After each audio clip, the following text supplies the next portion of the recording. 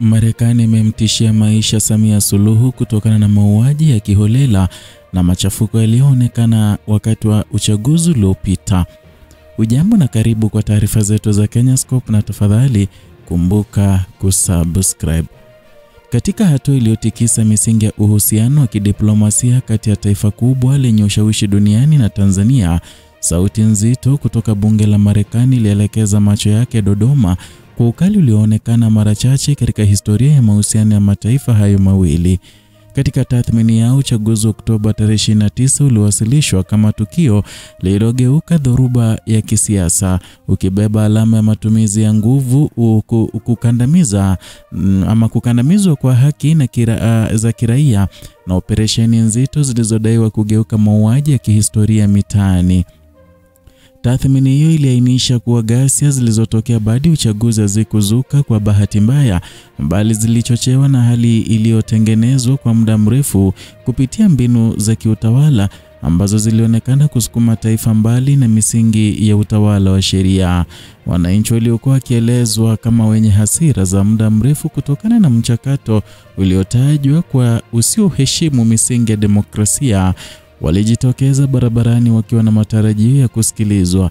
Badala ya kupata majibu ya maridhiano, walikabiliwa na kile kilichoonekana kuwa msimamo mkali wa dola uliogeuka matumizi ya nguvu yaliyopelekea vifo vingi na kukamatwa kwa maelfu na vilevile kupotea kwa watu katika mazingira yasiyofahamika.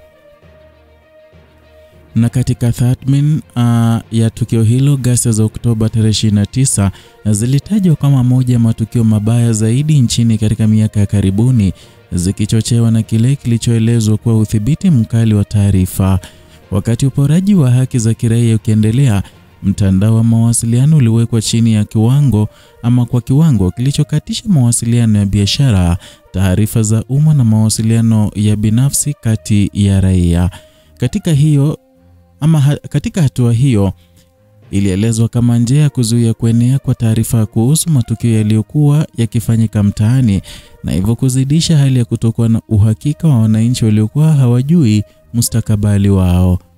Katika upande wa kisiasa, mkondo wa maamuzi wa Marekani ulionekana kuongozwa na msimamo kwamba muungano wa miaka mingi uliwahi kujengwa kati ya mataifa hayo mawili ulihitaji tathmini upya.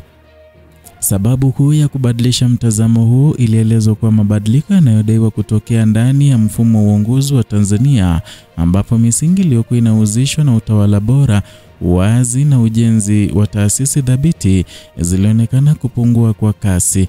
Hali hiyo iliibua mjadala mpana kwamba uhusiano uliowahi kujengwa kwenye misingi ya ushirikiano wa kiusalama, maendeleo ya kiuchumi na ufadhili wa kimkakati ulikuwa unakumbwa na upepo mpya wa mashaka.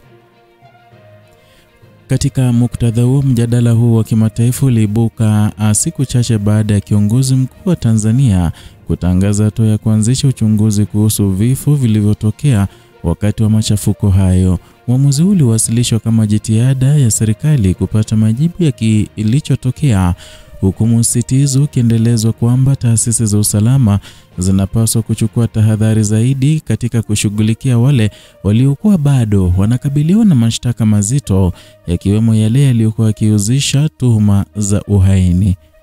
Na katika hotuba hiyo, ushindi mkubwa wa 98% uliojenga mazingira ya utata uliwekwa kama msingi wa ukosoaji mpana.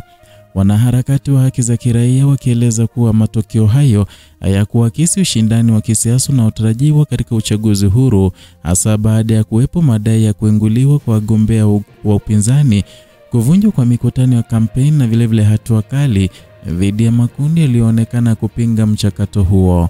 Kwa mtazamo mpana zaidi, wasiwasi huu uliathiri taswira ya taifa kimataifa, hasa baada ya kuwekwa katika ulinganisho wa historia ya uchaguzi uliokuwa na matarajio mabadiliko mapya ya kisiasa kufuatia vifo vya ghafla vya rais aliyekuwa madarakani.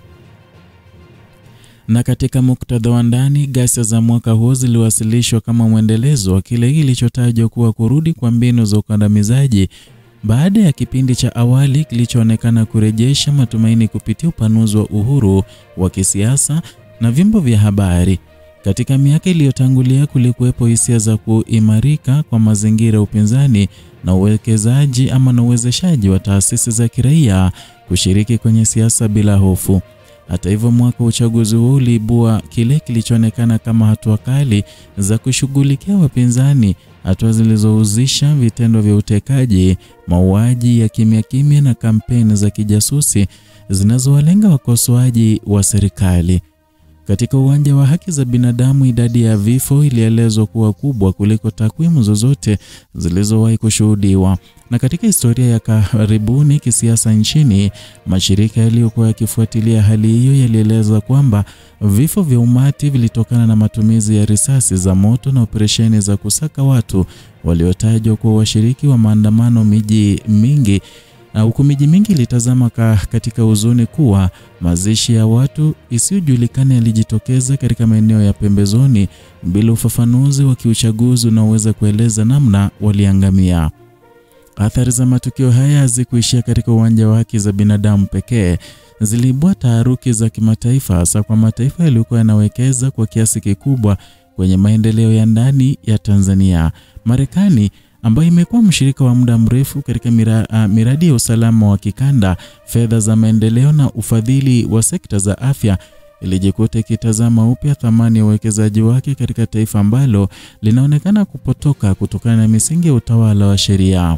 Kwa mtazamo wa tathmini mpya, ilionekana kama ishara ya kutaka kuweka wazi kuwa misaada, uhusiano wa kijeshi ni fursa za kimkakati ambazo hazingeendelea bila kuwepo kwa dhamira ya dhati ya kuboresha mifumo ya kidemokrasia. Na katika jukwaa la siasa za ndani, hatua za serikali kuanzisha tume uchunguzi zilibua hisia, ili hali wengine waliona kama njia kuzuia shinikizo la ndani na nje kwa kuweka muonekano wa uwajibikaji bila kutoa majibu ya kina. Na katika hali ambayo bado haijapata majawabu ya uhakika, hoja kuu iliendelea kuwa kwamba uchunguzi huu ulipaswa kuangalia sio tu matokeo ya vurugu, bali chimbuko la maamuzi yaliyofikisha taifa katika mzozo huo. Kwa kila hatua iliyopigwa baada ya uchaguzi huo, simulizi la kisiasa lilionekana kuzidi kuandikwa kwa wino wa tahadhari. Kwa upande mmoja, kulikuwa na makundi yaliyokuwa na matarajio ya kurejea kwa mazingira ya kisiasa yenye misingi ya maridhiano, ili hali upande mwingine ulishikilia msimamo kwamba hatua zilizochukuliwa zilikuwa sehemu ya kulinda utulivu wa taifa. Hata hivyo, kilichobaki bayana ni kwamba tukio hilo lilibadilisha kabisa namna taifa linavyoonekana katika macho ya jumuiya ya kimataifa, likiacha historia yenye makovu na maswali yanayohitaji majibu ya wazi, ya msingi na yasiyo na ujanja wa kisiasa. Katika makutano ya maslahi ya kimataifa ni mwelekeo wa ndani wa kisiasa, Tanzania ilijikuta katika msalaba wa maamuzi kuhusu mustakabali wake.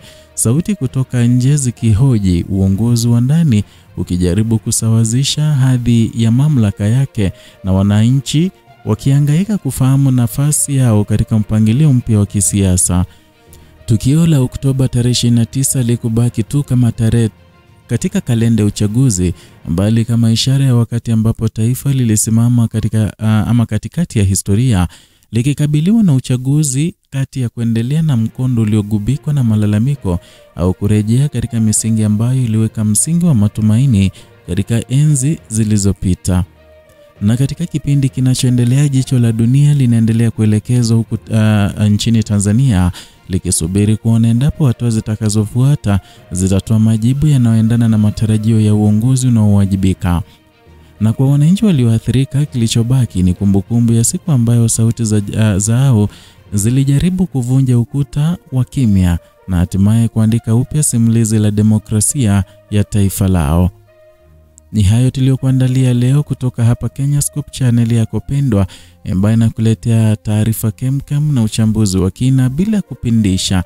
Zidi kutupa support yako kwa kusubscribe, kulike na vilevile kushare, na bila kusahau kugonga alama ya kengele ili uwe wa kwanza kupokea taarifa hizi pindi tu tunapozi-upload.